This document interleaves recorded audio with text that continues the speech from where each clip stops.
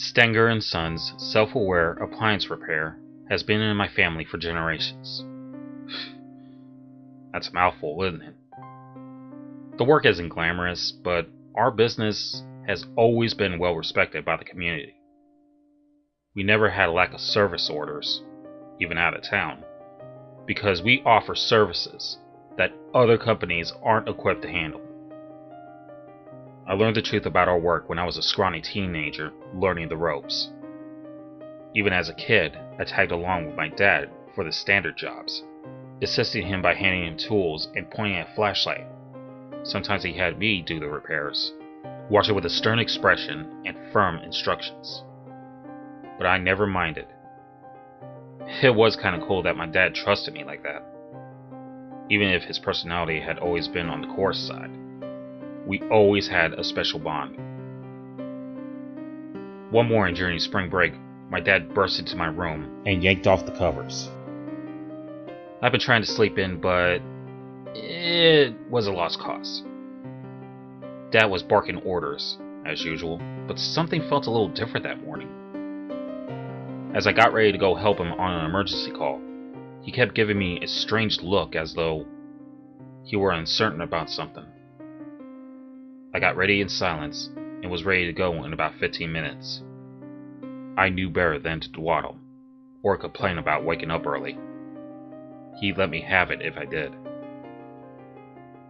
"Where's the job, Dad?" I asked as I climbed into the company van.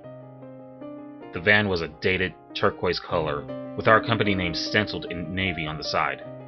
Nothing fancy, but it got the job done and was considered almost iconic in our quiet town.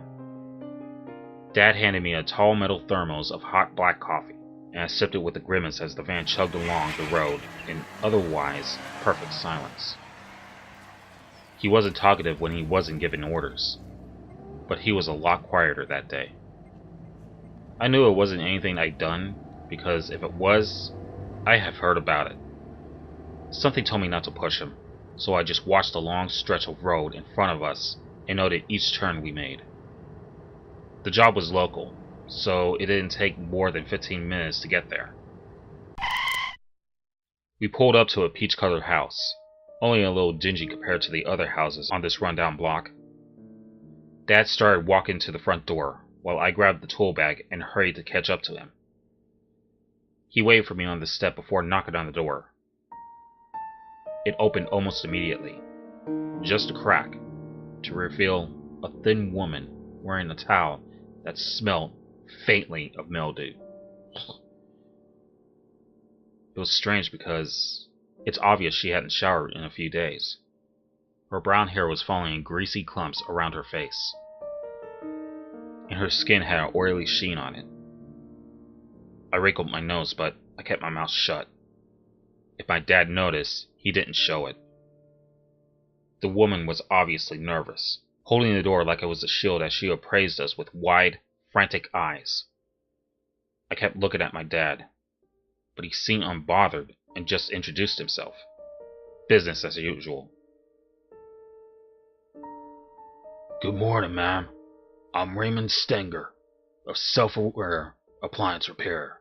How are you today?" He offered his hand to shake, but the woman didn't take it. She shot me a suspicious look, then looked back at my dad almost accusingly. "I thought the company was Stenger & Sons." Her words were pointed, but my dad just laughed. It was a question he'd been asked 100 times before, though usually without hostility. "I didn't name the company. I just inherited it. Don't worry, we'll take care of it." Though my dad didn't mind how the woman was acting, I did, but I bit my tongue and kept my expressions in check. I'd always been a little defensive when people seemed put off by me, but I channeled that frustration into defying expectation. "I see. Well, I'm Bethany. Come in then." She didn't seem reassured, but opened the door a little wider to let us in. Bethany seemed overly aware of every moment she made as she walked us over to a top-loading Maytag washer and dryer. Standing there uncomfortably, She gestured helplessly, as though the machine somehow terrified her. I couldn't help but notice that her right arm had a dark bruise from her shoulder to elbow. It looked recent. "You don't have to be here for the repair," my dad told her. "I just have a few questions first. It was the washer, correct? I already told you my rate over the phone." He was all business and started running through the usual spiel. I looked around nosily. The house was a bit shabby, but not dirty. I could tell she had a cat, but the smell wasn't overpowering. I was only half listening to their conversation as I wandered over to the washer, setting our bag of tools to the peeling linoleum. The washer was an older model, older than me, in a beige color that had become dirty with age. It smelled pretty bad too, as though someone had mixed together sewage and detergent. It's eaten my clothes. All of them! I heard Bethany say in a hushed whisper. She sounded upset. I couldn't hear the rest of what she had said, but I wasn't actually interested. I thought she was overreacting. If she lost some socks, we'd probably find them in the course of the repair. I was about to flip the lid when my dad noticed what I was doing and reacted furiously. He grabbed me by the back of my shirt and yanked me backwards, just as my fingers found the lip of the lid, causing it to rattle as I half toppled away. I heard a strange metallic whine from the machine, followed by a high-pitched screech.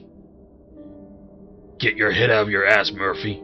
His tone was sharp and booked no argument. I felt embarrassed and nodded wordlessly as I gave him and the Maytag a wide berth. I felt hurt that he was acting like I was a dumb kid getting in the way, but I knew now wasn't the time to argue. Bethany made herself scarce. I heard the bathroom door slam down the hall as she left us to our work.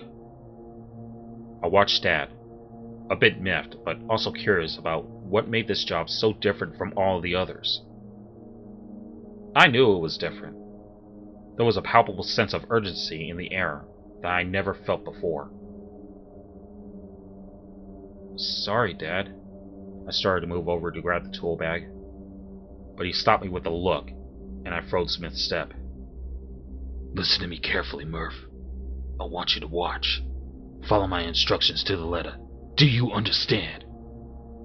His voice was low and steely, making his expectations clear. I nodded without hesitation, and he gestured me over. "You need to learn how to handle things like this. You're going to own the company someday." "Things like what?" My voice was soft with apprehension. My dad didn't say anything, popping open the lid with both hands. The smell that followed had me gagging, clamping a hand over my nose and mouth. At his okay, I moved a little closer to peer into the washing machine. It was filled with cloudy, burgundy water, with an oily brown sludge that floated in clumps on the surface. I couldn't see any clothes. "Sick!" I gasped a whisper. It looked like someone had tried to use the old Maytag as a toilet. The hose was probably clogged up so the tub couldn't drain. I was used to helping Dad unclog and replace pumps, but the mess was something else altogether. I watched my dad close the lid. It slammed shut with unnecessary force that made a loud, intimidating clang. He unplugged the power and unhooked the hose systematically before he turned to me. A strange gurgling noise could be heard, followed by a slow leak of filthy, stinking water, which formed a dark pool on the floor. I grabbed the tool bag in time. Dad was wearing rubber boots, but still stepped to avoid the mess. My skin was crawling with the urge to shower, but I wanted to prove to my dad I could handle even the messy jobs. I didn't throw up, but I could still feel the bile rising and sticking a lump in my throat. "Our company name is a little strange, isn't it?" My dad spoke conversationally, but I knew this discussion wasn't casual. "Well, it is long," I agreed. smiling in spite in the mood. And inaccurate. Dad let out a little chuckle, but he was shaking his head. That's not what I meant, though you're right on both counts. He waited for a moment, letting me roll the words around in my head. Stenger and Sons, Self-Aware Appliance Repair. The rhyme is kind of weird, I said after that moment. I get it's catchy, but you lose the effect when you say our whole name out loud. We usually just said Self-Aware Appliance Repair, but my dad could never bring himself to officially drop the Stenger and Sons. Probably because it reminded him of Grandpa. Dad looked reflective, stepping over the puddle on the floor as we walked back to the van to collect what we needed for the repair. He grabbed a 5-gallon bucket from the back. I could hear the contents sloshing around inside, but I had no idea what was in it. I grabbed our industrial shop vac and wheeled it inside so we can drain the water from the washer. There are some things in this world that can't be explained, my dad began. I can't tell you why, but if something is around long enough, it starts to become self-aware.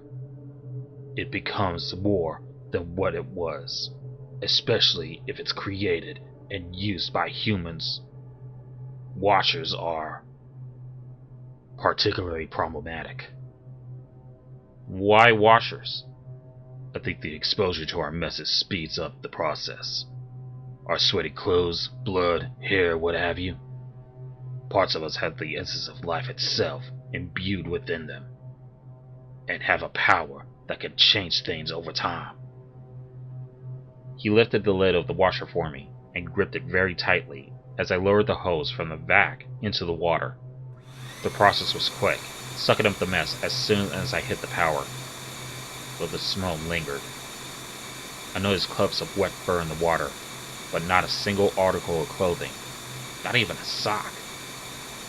Dad closed the lid once the tub was drained and watched as I vacuumed up the pool on the floor. He gave me an approving smile, then turned to remove the outer cabinet from the washer, taking out the remaining screws and side trim pieces. He flipped the console up, releasing the spring clips with a screwdriver and a practiced hand. I moved to help him tilt the cabinet forward so he can lift it off, waiting for him to continue explaining. It's less common these days, because people tend to replace things quickly. But appliances are expensive, so people aren't as likely to get a new model right away. That's fine most of the time, but like I said, washers are problematic. Are you saying that this washer is alive? I felt almost afraid to ask, half expecting him to laugh at me for saying something so ridiculous. Not quite alive, but aware. He nodded. It's usually a gradual process, which can be stopped by replacing old parts with new ones. But if someone procrastinates and doesn't see the signs right away, the situation becomes dangerous. What signs? Dangerous? How? The question spilled out in quick succession. My dad was not the type of man to play pranks or tell tall tales, so I was taking him seriously, even if I struggled to believe what he was saying. With washers, the first sign is missing clothes, he answered. The washers start devouring laundry. A shirt or two at first. But eventually, this isn't enough. I thought of Bethany, wearing nothing but a mildew towel, and not of my understanding. She's probably found a way to rationalize the disappearances, until she had nothing left. The danger comes when it's running out of clothes to eat. It needs to eat to stay aware, I think. Dad continued his work. The repair actually seemed pretty standard. Apart from the bizarre circumstances, he removed the hose that connected the tub to the pump, his brow creasing as he checked the hose and found more clumps of fur and a small collar clogged in it. It smelled like death, and that's no exaggeration. He threw the hose in the trash. The whole machine started to make Strange, grinding noises despite being unplugged. It began rocking back and forth, causing Dad to back away and wait for it to stop. "It got her cat," he told me, still watching the Maytag, which thrashed in a way no appliance should. "Bethany saw it happen, tried to pull Poppy out of the washer, but the lip clamped down and tried to take her too. That's how she got bruised on her arm." I grew visibly pale, not sure what to say. I was horrified. Dad was pretty calm considering, but I could tell he sympathized with Bethany. I did too, now that I understood more about what she'd gone through. The Maytag stopped rocking after a moment, as though it needed to catch its breath. Dad had me help tilt it again so we could place blocks under it. That prevented it from moving again, while he examined and replaced the pump. The washing machine made plenty of noises at first, but seemed to weaken and grow quieter through the course of the repair. Dad replaced everything he could, essentially gutting it. Once he had done that, he put it back together and removed the blocks. Together, we poured the contents of the 5-gallon bucket into the washer. It was full of black fluid, which seemed to neutralize the sting instantly. I could finally breathe through my nose again. I plugged the machine back in so we could run it through a rinse cycle, which concluded the repair. Dad said the black stuff cleansed the machine and made it less likely that it would become self-aware in the future. It's a mixture mostly comprised of ultra-fine charcoal powder and seawater. He doesn't pretend to understand why it works, but it does. He left to tell Bethany the job was done. I can hear her sobbing. I didn't want to interrupt, so I kept myself busy. I just picked up the garbage and hauled it outside, then loaded up the van. Dad came out just as I finished up, smiling at me. "You did great today. From now on, we'll start taking the special calls together." When he said that, my heart swelled up with pride, and I smiled back at him.